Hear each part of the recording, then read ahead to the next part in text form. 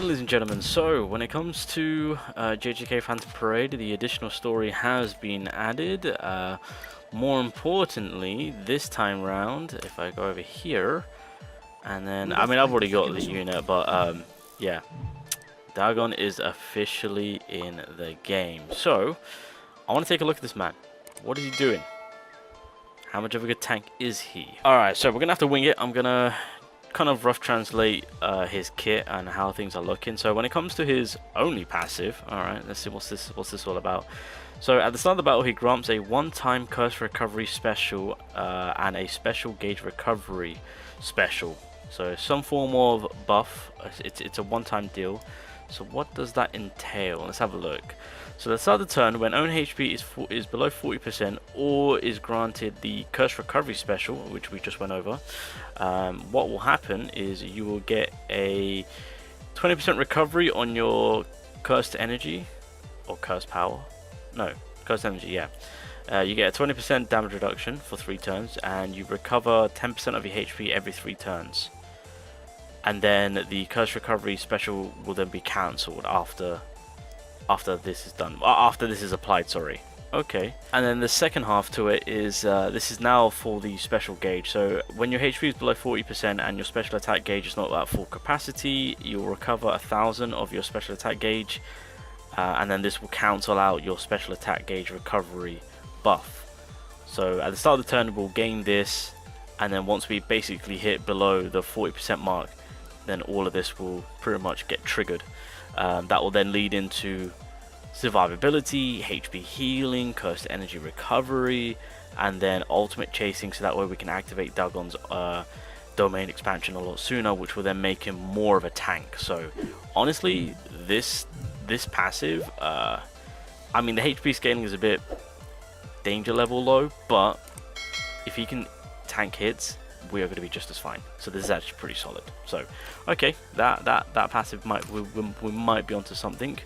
So when it comes to his first skill, what we're looking at here, melee 97.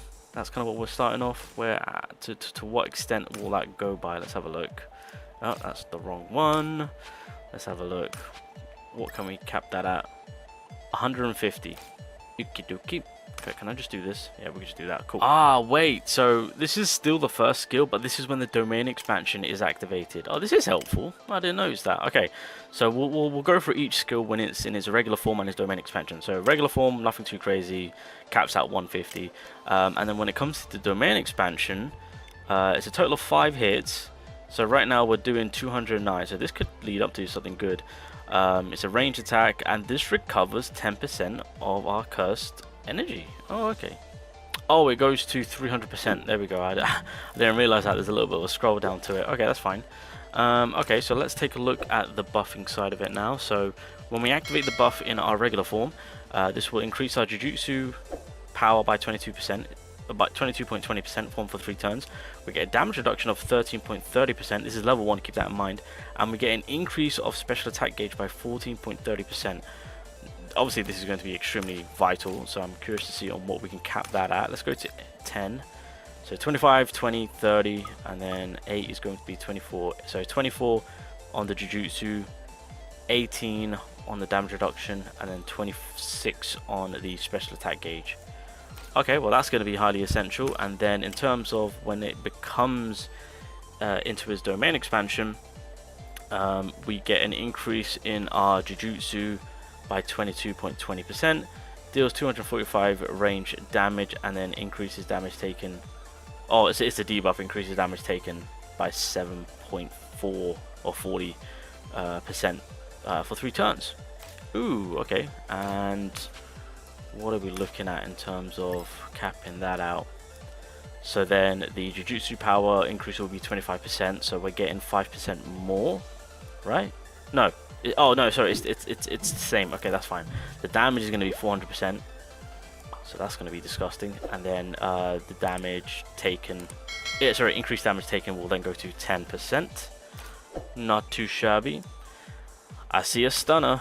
What's going on here with this stunning? Oh no, no, I think this is immobilizing. My bad. So with the third skill, 122% range damage. It's AoE. Jujutsu damage. It says attach strike for 2 turns, 1 time 20% chance, and then increases damage taken by 7.40%. I assume this is some form of, because I think this is the stun skill. This is definitely the stun. So I think, again, I expected the low chance for it to happen. So there's that. Okay, and then when it's in its Jujutsu form, let's have a look what's going on. So in the domain expansion, damn, 40, that's a high cost, Jesus Christ. Okay, so 240, total of 4 hits, AoE. The attached strike is on for 2 turns, 1 time 20%, that doesn't change. Increased damage taken by 7.40, that doesn't change. And then last section, I think this is the DOT play that they spoke of. So we give an amplified 25% of a continuous damage called Death Rush, on for 3 turns. And is that a 20% damage? Well, I mean, it's been amplified, so okay. So interesting, not to say the least, on how that works out. To be fair, I thought there was going to be more DOT play on his first skill and his third skill, but it seems that it only applies onto his third skill. Okay, and that's the domain expansion version of it, by the way. And then if I go over here, what does it cap at? 200 damage taken. Okay, yeah, the percentage stays the same. Domain expansion, 360 is the damage. Yeah, everything practically stays the same.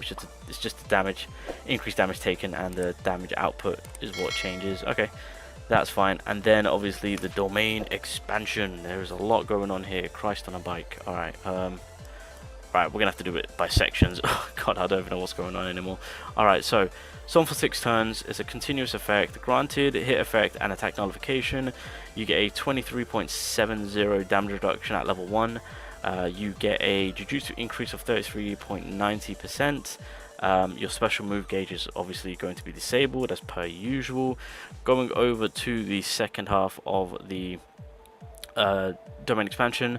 So yeah, the DOT play is from the domain expansion, so a continuous effect to all enemies will be applied, where they'll get a damage increase of 7.40%. So this is basically, so we're really just piling it on from all the skills. So what, we can cap at 30% for them to take an increased damage. Ooh, wait, that might be something huge, because there's no turns for it, so it could be like a stick-on. Okay, yeah, so that Death Rush on that third skill is a DOT that we can amplify to 40%.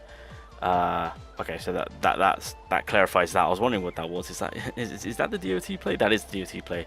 So we can pile that on, amplify that, and then that's a good amount of continuous damage being applied right there. And then in terms of when using the skill, it's a 4 hit. It's AoE. We do 490. We can recover 40 of our cursed energy. Yeah, and then obviously once the domain expansion is complete, everything will be reset to 0 as per usual. So yeah, that domain expansion looks pretty menacing looking, I'm not gonna lie. What can we max it at? Let's have a look. So when it comes to the damage reduction, it goes to 33%. The Jujutsu increase goes up to practically 40. I don't know why they don't round it up. Oh wait, it's because I don't have it at the because I don't have the resources. Okay, so that would probably go to 40. That would go to 34, maybe 35. That would go to 10. 770, 780, somewhere around there, damage wise. Okay, I mean, it looks good.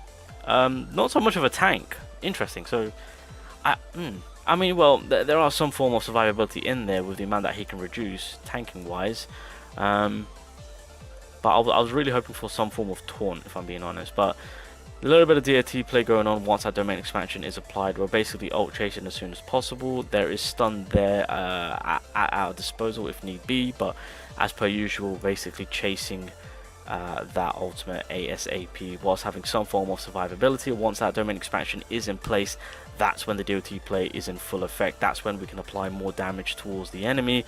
Obviously, we've got that huge amount of damage reduction. That passive he's got going on is kind of like a bit of a safety barrier for him. Yeah, this Dagon sounds like a fairly decent nuisance of a unit.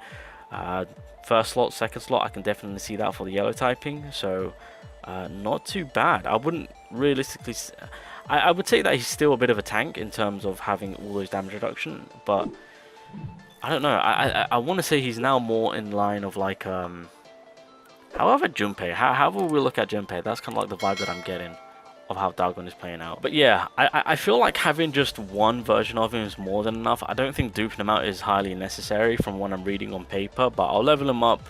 We'll see him in action, because I think I've got to see him in action. I do want to see on how that DOT play is looking, and then on top of that, see what damage output is what we're looking out for. But for the most part, definitely a character that you want to rush for the domain expansion. So we'll see on what this man can do for the squad for the yellow typing. But he sounds good.